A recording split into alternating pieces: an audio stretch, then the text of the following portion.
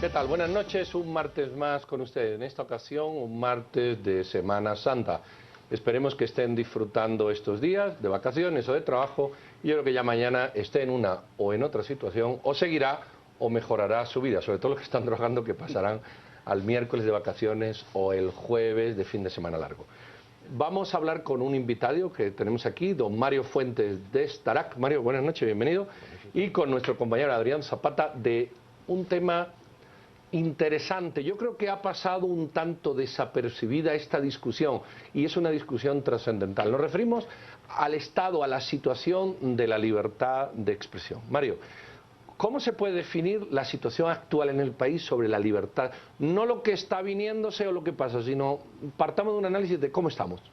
Bueno, la libertad de expresión de ideas es, digamos, como decía Paco Pérez de Antón, tal vez no hay una jerarquía dentro de las libertades, pero la más elocuente de la libertad es la libertad de expresión.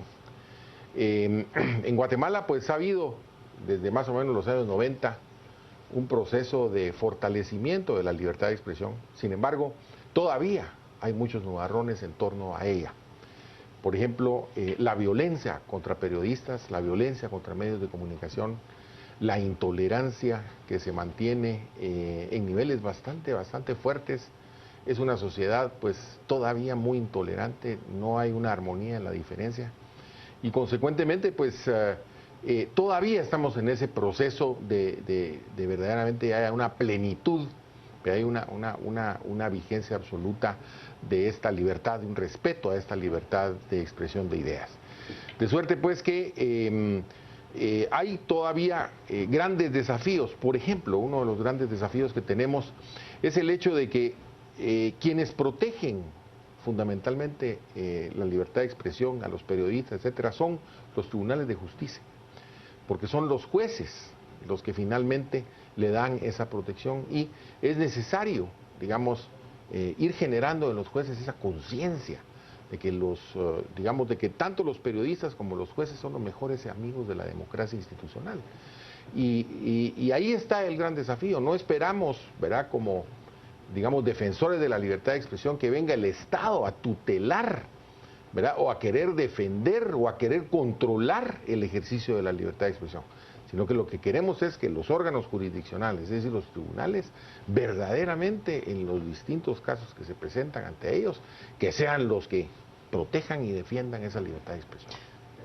Mario, en ese aspecto, evidentemente en las áreas urbanas, pues todavía podemos, a pesar de la deuda social que tenemos con nosotros mismos como sociedad que nos referís, pero en los departamentos, en el interior del país, los comunicadores o la gente en ejercicio del periodismo en particular, ¿cómo enfrenta la situación, sobre todo ante la ausencia de Estado y ante el riesgo, ante caciques, ante poderes fácticos? ¿Cómo ejercer esa libertad de expresión cuando el riesgo es tan alto? Es terrible, ¿verdad? Porque las agresiones contra los periodistas, los medios de comunicación, digamos, ha ido incrementándose. En el interior del país es dramático esto, porque ahí se están produciendo asesinatos de periodistas constantemente. Y las agresiones también, en general, las extorsiones, las intimidaciones.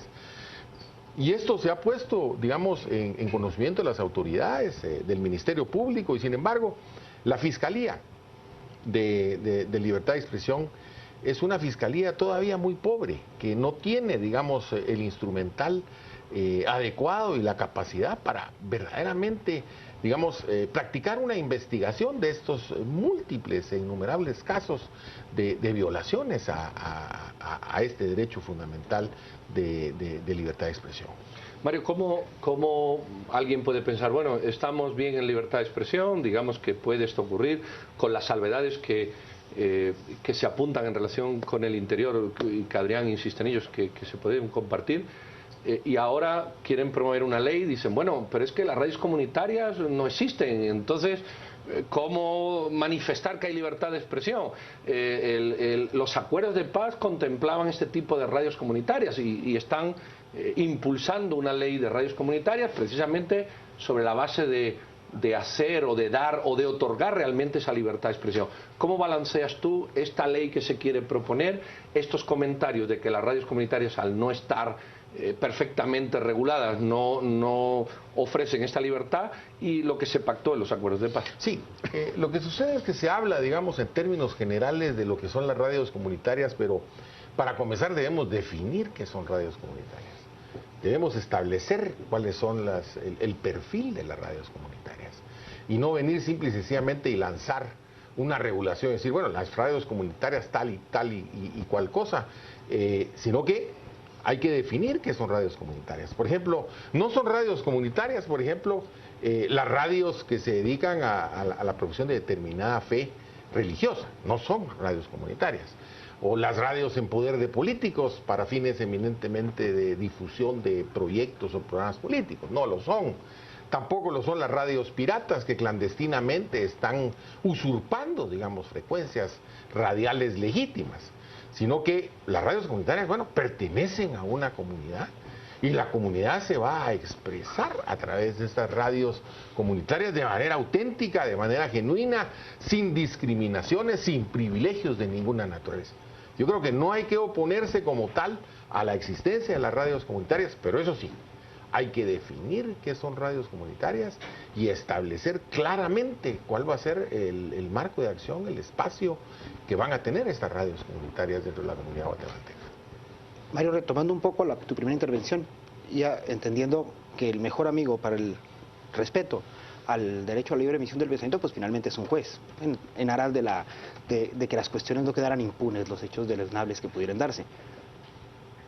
Pero al margen de eso, porque cuando llega ahí es porque se ha cometido la violación. Es un tema curativo, es castigo. ¿Cómo abordar o cómo proteger el ejercicio del periodismo o en general la emisión del pensamiento desde una perspectiva institucional antes de que suceda el...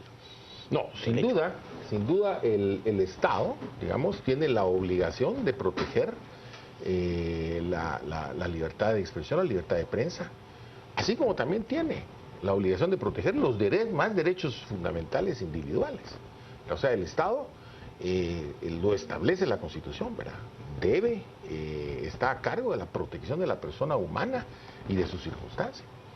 Consecuentemente, pues hay un programa impulsado desde la comunidad internacional en función precisamente de establecer un sistema de protección de la libertad de prensa, la libertad de expresión.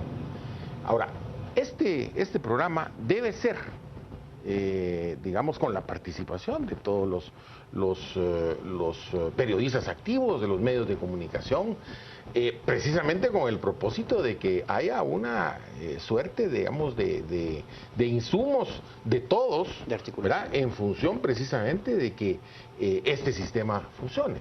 Y eso esperamos, ¿verdad?, que el Estado haga una convocatoria y que haya una participación con miras precisamente a crear este sistema de protección y que el mismo sea efectivo. Esos temas de libertad de expresión a veces se combinan con unos límites que mucha gente considera que son sobrepasados y empieza la calumnia o la difamación. Otros consideran que el uso de la libertad de expresión es infinita, no lleva responsabilidad, incluso autorregulación dentro de unos parámetros éticos. ¿Cómo eso es regulable? ¿Es éticamente regulable? ¿Es legalmente regulable? ¿Esa línea es fácilmente identificable? ¿Cuál es tu opinión, no ya solo como jurista, sino como integrante también de una cámara de periodismo? ¿Cómo manejamos esas dos posiciones? Pedro, yo en primer lugar, dado la situación de Guatemala, la ciudad guatemalteca, que ha sido, digamos, una sociedad silenciada, una sociedad pasiva, antidialogal, que antes de los 90 realmente libertad de expresión no existía en el país. Estamos en un proceso precisamente de impulsar esta libertad y de respetar esta libertad de expresión. Por eso yo siempre he sido categórico en decir, prefiero el exceso en el ejercicio de la libertad de expresión que la censura. Eso, digamos, ese es un marco conceptual de referencia que, digamos, debiera de regir. Ahora, por supuesto, hay situaciones que rayan, digamos, en lo que tú mencionabas, la infamia, la calumnia, la injuria. Sin embargo, yo soy de la opinión que debe existir sanción, pero no sanción de carácter penal, no es lógico. digamos que a través de Es una los falta, medios, ¿no? La injuria, difamación es una falta, una vamos a decir, falta. grave si tú o sea, quieres. pero que una persona vaya Delitos presa, contra el honor. ¿verdad? Que una persona vaya presa por esa situación, sobre todo un periodista, una persona que profesionalmente se dedica al ejercicio de la libertad. Yo creo que debe existir una sanción de carácter civil, porque, por ejemplo, para un periodista es la muerte, por ejemplo, que venga, digamos, un tribunal y lo condene a un quetzal por haberse excedido en el ejercicio de la libertad de expresión. Solo eso es, digamos, suficiente para descalificarlo. No hay necesidad de condenarlo a 1.000.000 de quetzales o someterlo a una privación de libertad. Yo creo que es básicamente su prestigio lo que más vale, ¿verdad? Su reputación como comunicador. Un comunicador que en definitiva no está respetando y que un tribunal lo está sancionando precisamente con eso, aunque sea con un quetzal, ya es suficiente para que quede descalificado. Sí, sin embargo, pero yo eso lo puedo entender, pero y cuando no es un periodista, porque hoy ya entran dentro de esos delitos, por ejemplo, las redes sociales. Un individuo identificado o no, pero que se puede identificar, que a través de determinados medios, lo vamos a decir claro, aquí ha habido candidatos que han creado medios, han creado ficciones o han utilizado personas para hacer descalificaciones duras. Y cuando no vienen de un periodista, tú siempre en esa filosofía de más vale pasarse que quedarse corto, por lo que muy bien has explicado, sigues pensando que debe de imperar lo que hay. Pedro, un comunicador, un periodista profesional, tiene un beneficio no hay una presunción, que es la presunción de la buena fe. En el proceso de investigación noticiosa, en el proceso digamos, del esclarecimiento de esa verdad, siempre y cuando ese proceso pues sea totalmente riguroso para buscar la verdad, pues se puede uno equivocar, ¿verdad? Y como consecuencia, pues, digamos, existe el derecho de rectificación, el derecho que le solicite, miren, por favor, aquí está la aclaración, y el medio de comunicación, el periodista, que se dedica profesionalmente a eso, pues tiene la obligación, no solo moral, sino que legal, a aceptar esa rectificación, ¿verdad? Incluso existen tribunales de honor para reivindicar precisamente al ofendido. Ahora, si no es en ese marco, digamos, de un periodismo profesional, de una comunicación profesional, pues obviamente aquí habrían otros intereses, ¿verdad? Entonces ya habría, digamos, una mala fe, ¿verdad? Habría una intencionalidad de causar un daño. Entonces sí puede, digamos, ser susceptible en un momento dado de una imputación de carácter penal, porque es otra, ¿verdad? Y eso es lo que se llama la teoría de la real malicia, que ha sentado jurisprudencia a la Corte Interamericana de Derechos Humanos al respecto. En ese esquema, bueno, el diseño y la operatividad de los famosos juzgados, los juicios de imprenta, ha quedado, bueno, primero que es muy poco conocida, ¿no? Es algo que salvo gente que está muy metida en esto lo conoce. Pero además de ello, ha sido muy señalada de ser un proceso ya obsoleto, la dinámica social y la tecnología nos ha superado en ese esquema. ¿Valdría la pena revisar la legislación al respecto para justamente atender cosas como las que nos estás diciendo?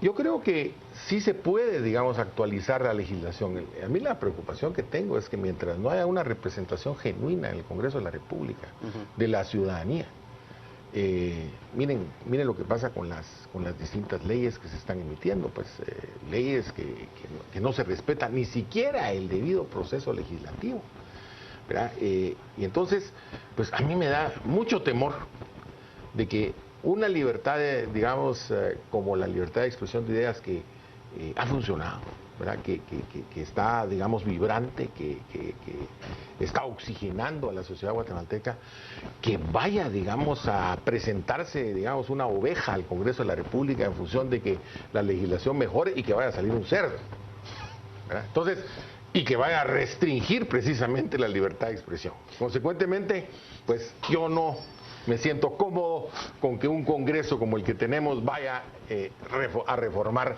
leyes de emisión de pensamiento. Y en ese temor justamente a lo institucional, triste, pero es válido y es muy actual. Vámonos ahora al espacio del Ejecutivo. acciones de prevención. Yo recuerdo que había un esfuerzo hace unos meses, el año pasado, a final del año pasado, y se habló mucho de un espacio, de una instancia, y hubo una discusión ahí entre dónde se colocaba, si iba en comunicación, en la Secretaría de Comunicación Social o en Gobernación.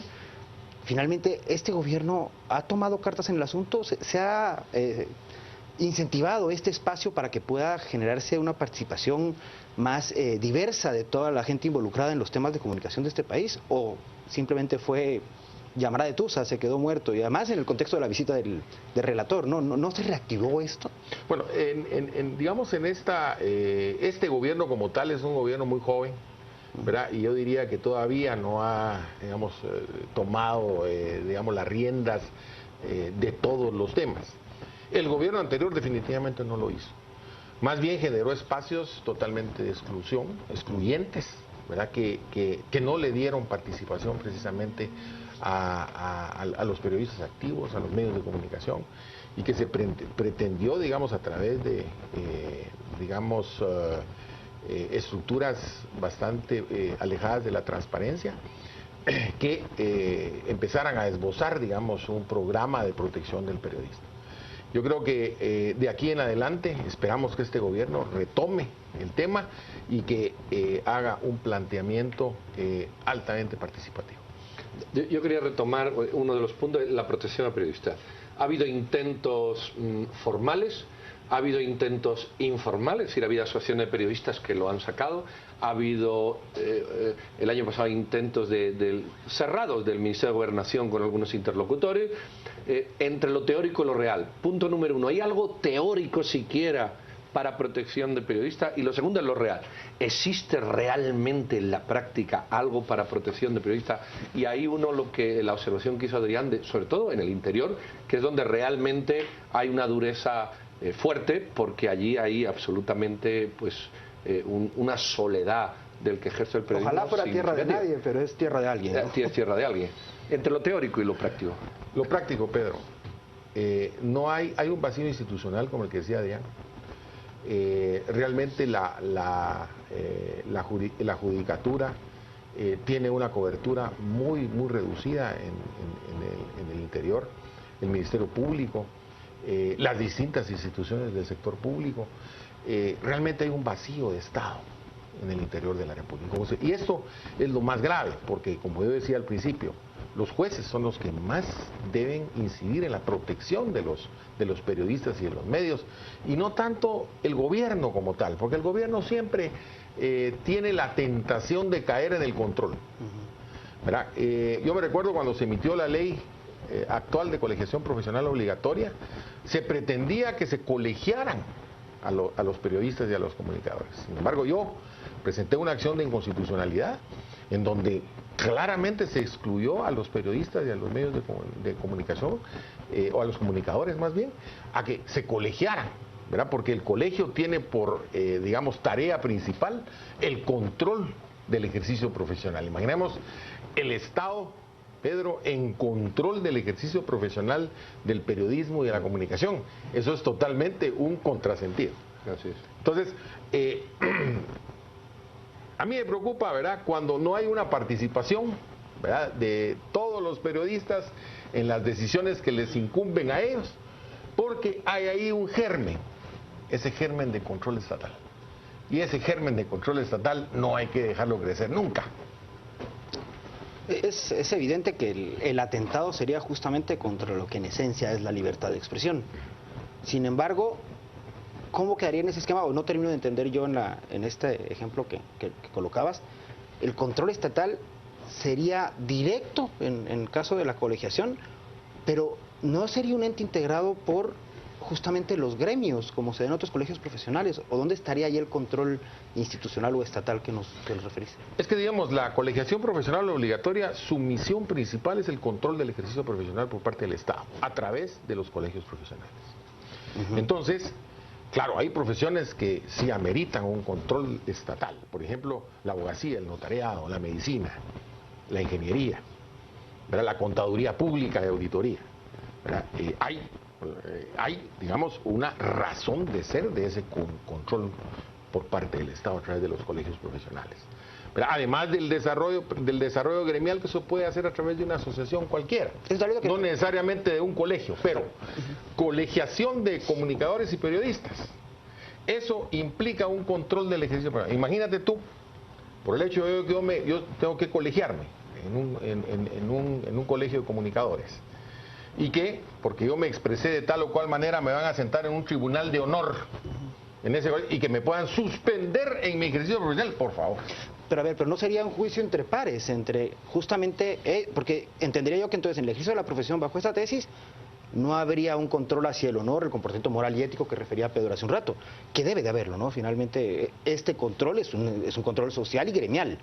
Lo que no termino de entender es ese control estatal, si los colegios se regulan por su junta directiva, electa democráticamente. Entonces tal vez eso no me queda claro. Sí, pero ¿cómo vas a someter a la democracia a un ejercicio de libertad de expresión? Dios guarde.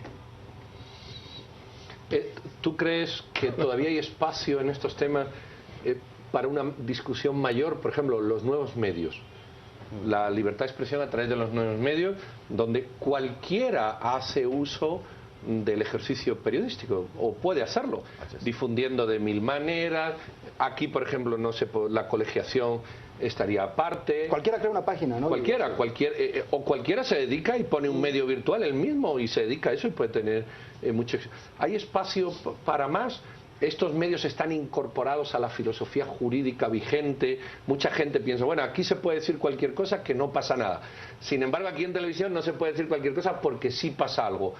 ¿Cómo empatamos lo que hay, que ya más o menos lo ha descrito, con esto nuevo de posibilidades infinitas? Y lo que cae ahí, complementando lo que dice Pedro, en el caso, por ejemplo, de los delitos por pánico financiero, que igual es difusión. ¿Cómo entenderlo? Si se puede. Nos queda un minuto para tu... Sí, sin duda, los medios de comunicación son infinitos, las redes sociales son infinitas, ¿verdad? Aquí no hay medios de comunicación oficiales, sino el único medio de comunicación oficial se llama la TGW y el diario de Centroamérica, la televisión del Congreso y el diario de Centroamérica, punto. Todos los demás son totalmente libres, privados, que se forman a través de asociaciones, fundaciones, etcétera. O sea, realmente esto es infinito y todos están sujetos a la misma legislación, que es la ley de emisión del pensamiento y de lo que establece la Constitución. O sea, realmente ese es, digamos, parte precisamente de la modernidad que estamos ya en sus puertas. Muy bien, Mario, muchísimas gracias. Yo creo que hay un aporte sustancial, bueno, hay un aporte sustancial enorme y un granito, y es que los nuevos medios también están incorporados a esta dinámica de marcos legales o de discusiones, de ofensas y demás, que poco a poco van a tener que irse incorporando. Lo vamos a dejar con nuestra compañera Rocío, vamos a dar las gracias de nuevo a don Mario Fuentes y lo dejamos con las procesiones de hoy o de mañana, pero todavía no. Después de Rocío volvemos. Pedro, hablamos en este momento sobre la situación de la libertad de expresión en Guatemala. Nos interesa mucho saber su opinión. Esperamos sus comentarios en nuestras redes sociales. Vamos a comenzar con Carlos Mackworth. A raíz de sacar a la 1 y a la 2, pues ha mejorado. Top Dal nos dice, creo que está siendo pisoteada por la inseguridad personal. Somos muy chiveados para eso. Marlon Cervantes comenta, ¿cuál libertad de expresión? ¿Dónde? ¿Cuándo? ¿En Guatemala? ¿No? ¿Sí? Todo esto, por supuesto, dicho en un tono de sarcasmo. Quetzalumán nos dice, en nombre de libertad de expresión también se cometen abusos cuando se manipula la opinión o pervierte la cultura. Víctor Gutiérrez, que no hay. Y por último, Gloria Arévalo, por el momento vamos bien. Gracias por sus comentarios, lo invitamos a seguir mostrando su opinión en Facebook y en Twitter. Nos encuentra como Canal Antigua. Vamos a la pausa y regresamos con más.